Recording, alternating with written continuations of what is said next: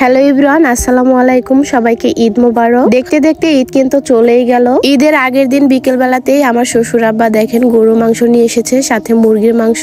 ঈদের আগের দিন রাতেই সবকিছু কেটে কুটে রেডি করে রাখছিল। এদিকে আমার শাশুড়ি মা বলছিল সেমাইটাও আজকে রাতে রান্না করে রাখি, যেন পরের দিন সকালে ঝামেলা না করতে হয়। আমার বাবার বাড়িতে শ্বশুর বাড়িতে একদিন আগেই কিন্তু সেমাই রান্না করে রাখা হয়। আমার শ্বশুর বাড়ির মানুষ তেমন মিষ্টি খেতে পছন্দ করে না, তাই অল্প করে একটু রান্না করলো সেমাই। এরপরে ছাদে এসে দেখি আমার দেবরেরা এখানে বম ফাটাচ্ছিল।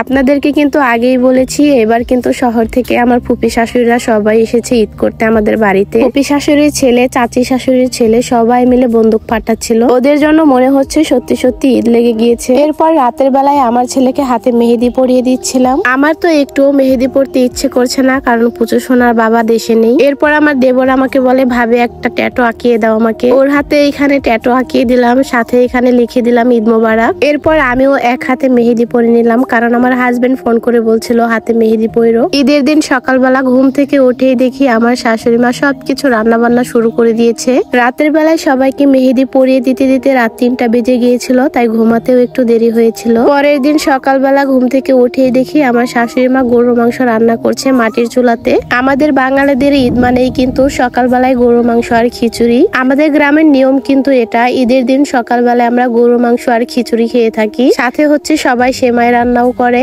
গরুর মাংস রান্না শেষ, এখন খিচুড়িটা রান্না করে নিচ্ছে। গরুর মাংস রান্নাটা কিন্তু দেখতে অনেক বেশি লোভনীয় লাগছে। মা বলছিল 2-1 টুকরা খেয়ে দেখো নরম হয়েছে কিনা। এরপর রান্নাঘরে বসে বসে মাংস খেয়ে দেখছিলাম, মাংস সত্যি অনেক মজা হয়েছিল। খিচুড়িতে দেওয়ার জন্য চলে গেলাম পোলা পাতা আনতে। এগুলোকে আমরা পোলাও পাতা বলে থাকি। এই পাতা দিয়ে কিন্তু অনেক সুন্দর একটা গ্রান বের হয়, আর এগুলো কিন্তু খিচুড়িতে দিলে খেতে অনেক বেশি ভালো লাগে। এরপর আমি আর আমার ফুপি শাশুড়ি মিলে কয়েকটা পাতা তুলে আনি, আমার শাশুড়ি মাকে দেই। এই পাতাগুলো আপনারা কে কে চিনেন আর কে কি নামে জানেন সবাই কিন্তু কমেন্ট করে বলে যাবেন। এরপর আমার শ্বশুর আব্বু সবাই তো নামাজে যাবে, বলছে তাহমিদকে ঘুম থেকে ওঠাতে, কিন্তু ঘুম থেকে উঠছেই না তাহমিদ। অনেক রাত জেগে ঘুমিয়েছে, ছেলেটাকে উঠাতেই পারছি না কোনোভাবে। অনেকক্ষণ ডাকাডাকির পর টেনে হিস্টে তুলেছি ঘুম থেকে। এরপর তো আর গোসলই করবে না, অনেক কান্নাকাটিও করেছে। সকালবেলায় আসলে উঠতেই চায় না। ওকে গোসল করিয়ে নতুন পাঞ্জাবি পরিয়ে দিচ্ছিলাম, সবার সাথে মাঠে যাবে নামাজ পড়তে। এইদিকে বাড়ির ছোট ছোট দেবরদেরকে সালামি দিচ্ছিলাম ঈদের। আমার ছেলেকেও সবাই ঈদের সালামি দিচ্ছিল।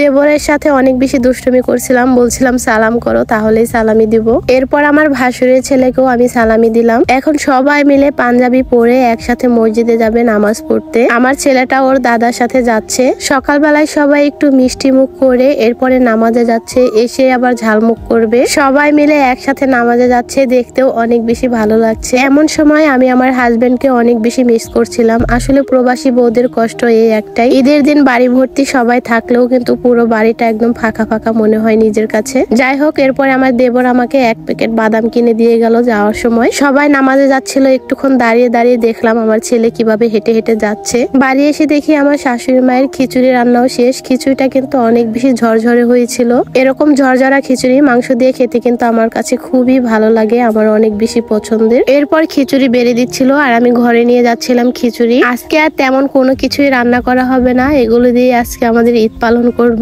এরপর আমার ফুপি শাশুড়ি আমাকে বলছিল চলো আমরা নামাজ দেখি, সবাই ঈদের মাঠে নামাজ পড়তেছে। আমাদের ঘরের পিছনে দাঁড়ালেই কিন্তু এমন সুন্দর দৃশ্য দেখা যায়, সবাই মিলে একসাথে নামাজ পড়তেছে। সাথে আমার ছেলেটাও এখানে গিয়েছে, আমি আমার ছেলেকে খুঁজতেছিলাম ও কোথায় দাঁড়িয়েছে। এরপর দেখি রাস্তার পাশ দিয়ে অনেক সুন্দর সুন্দর মাটির জিনিস উঠেছে। এগুলো দেখে তো আমার সেই ছোটবেলার কথা মনে পড়ে গেল। ছোটবেলায় ঈদের দিন সকালবেলায় নতুন জামা পরে এরকম মাটির জিনিস কিনতে বের হয়েছি। আমার আব্বা আমাকে মাটির খেলনা কিনে দিত প্রত্যেক ঈদেই। সামনে দেখি আরো অনেক কিছুই উঠেছে, বাদাম উঠেছে, চিপস উঠেছে। এরপর হাঁটতে হাঁটতে আমাদের মসজিদের সামনে চলে যায়। মসজিদটা দেখি অনেক সুন্দর করে সাজিয়েছে সবাই মিলে। আর আমার ছেলেটা দেখি নামাজ থেকে চলে এসেছে, ওর নাকি অনেক বেশি পানি পিপাসা লেগেছে। এরপর আমি আমার ছেলেকে গিয়ে নিয়ে আসলাম, কারণ অনেক বেশি ডিস্টার্ব করতেছিল ওর দাদাকে নামাজ পড়াতে। আমি আর আমার ফুপি শাশুড়ি এখানে হাঁটতে এসেছিলাম। এমন সময় আমার ছেলের এই কাণ্ড দেখে ছেলেকে নিয়ে গেলাম বাড়িতে। অনেক বেশি দুষ্টুমি করছিল, সকালবেলা ঘুম থেকে উঠে কোনো কিছুই মুখে দেয়নি, না খেয়ে এসেছে। এরপর এখান থেকে বাদাম এবং চিপস নিয়ে যায়। আসলে ঈদ তো ছোটদের জন্যই, সেই ছোটবেলাটাকে অনেক বেশি মিস করছিলাম। ছোটবেলায় কতই না আনন্দ করতাম ঈদের দিন আসলে। বড় হওয়ার পরে এখন আর ঈদ মনে হয় না। তার মধ্যে হচ্ছে শ্বশুর বাড়ি, এবার ঈদ করছি, বাবা মাকে অনেক বেশি মিস করছিলাম। সত্যি বলতে আমাদের মতো প্রবাসী বউদের কোনো ঈদ নেই।